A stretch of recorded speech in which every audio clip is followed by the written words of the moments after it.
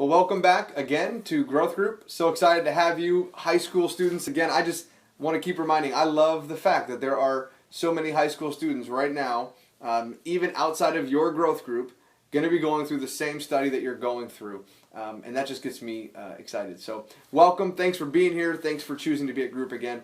I want to make a quick announcement before we go into our discussion for today. And that would just be simply this. A reminder that next weekend, groups won't meet. So you'll have next Sunday off, and then we will come back all together for First Sunday on September 6th. So make sure you make note of that. Next Sunday, you won't have growth group. Tell your mom, dad, just put it on your calendar, do what you got to do. And then we'll all be together to start our month of September together at First Sunday, and bring some friends. It'll be awesome once again. So I'm really excited about that. 6 p.m. in the West Auditorium, September 6th. For tonight, we're going to kind of conclude our discussion series that we've been a part of, and we're going to keep looking at what does it mean to be a follower of Jesus, and what does it take to be somebody who lives for Him. And really the topic for tonight is given to us again by Jesus, and it's an illustration that He uses to kind of set up the way we should feel about Him and our need for Him. And He kind of uses this illustration of being thirsty for Him, of being really desperate for Him. I don't know if you've ever been desperate about anything. Some of you have been desperate for a certain person's phone number. Others of you have been desperate for, maybe you've been thirsty, maybe you've been hungry. It's maybe the lunch hours. The next hour we get desperate for the bell to ring so we can eat.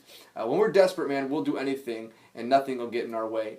I remember just actually last month, I'm out in the backyard flying a kite with my son, and really it's me who likes to fly the kite. He hates it, but I think it's fun and I get to pretend like I'm doing it for him. But we're out there flying this kite. It was an expensive kite, and we're in a backyard, so it's not smart anyways because anything could happen. It could end up in my neighbor's yard. But we're flying the kite, and I give it to my son Colin, and he's our youngest. He's just 1 year, he's just one this past June, and so he's holding the kite, and he gets bored of it and he lets it go, and the wind takes the kite, it starts to fly away, and the thing that rushes to my mind was, not my favorite kite. I'm a nerd, I love kites, and so I'm running for this kite across the yard, and the string is flying away, and I get so desperate to catch the kite. I didn't want it to lose it, I didn't want it to fly away, that I lose track of anything in my way, what's coming up. And true story, I literally met my neighbor that day as I ran straight through our wooden fence.